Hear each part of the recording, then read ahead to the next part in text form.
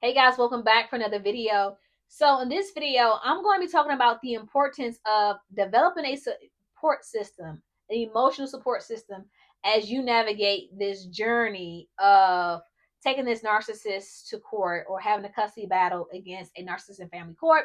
For those of you who are new to the channel, welcome. My name is Nasheia Smith, and I am a family law attorney. I also do some estate planning. And the reason why I started this channel was to help encourage and motivate those who find themselves fighting a narcissist in family court, and they're doing so pro se. They're doing so without the assistance of legal representation, and they just want some encouragement. They want some support.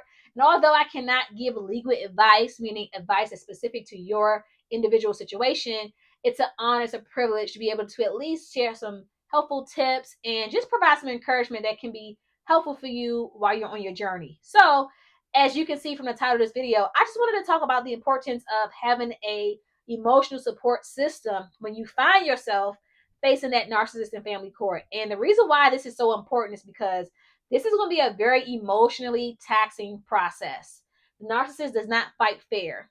And unfortunately, and you may know of someone that have navigated the family court system and they felt like they didn't achieve justice, and they feel like the process was not fair. They feel like the narcissist was able to charm the court officials and the judge ruled the narcissist way. And you may have heard these horror stories, and now you find yourself having to navigate the system yourself. And it can just be a very emotionally overwhelming process.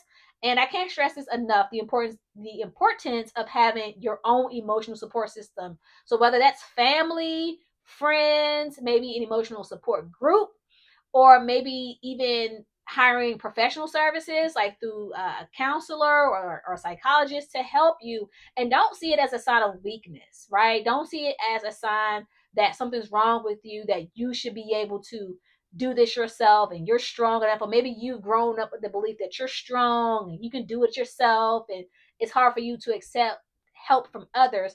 This is not the time when you want to be like that, okay? This is the time where you want to be honest with yourself and be aware of your emotional limitations and your emotional vulnerabilities, and know them in advance so that that narcissist won't use those against you. I know just being in a courtroom can be triggering for a lot of people, be very just scary for a lot of people. And so you want to have that support that can help you along the way. And just know that you're not in this process alone, right? I know it can feel that way, especially if you're someone who you don't really have much family support, or you like you don't have a lot of natural uh, relations or natural support, meaning by way of family or friends. Even for you, if that's you, there's hope, right? There are church communities, there are some emotional support groups.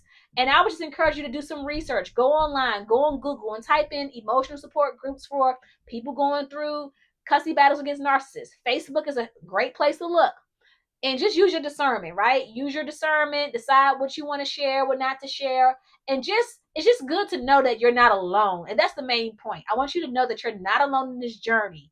And so, takeaway is you need to have an emotional support group, whether that's family, friends, emotional support group online, church community, whatever works for you. I encourage you to pray. If you're a believer like I am, pray and ask the Lord to direct you as to where you should go, what direction to take to get that emotional support. And the best emotional support, in my opinion, is going to come from the Lord Jesus Christ. But I understand that everybody that watches this channel may not be a believer. But that's my testimony. And so I don't share that to push that on you, but I do share that as a resource, because if it was not for my relationship with the Lord, I wouldn't even be able to do half of the things I'm able to do today because of what I've been through. And so that's just a part of my testimony. So that's the reason why I share that. But until next time, I want you to remember that you're not in this journey alone. Let me hold your hand and walk with you.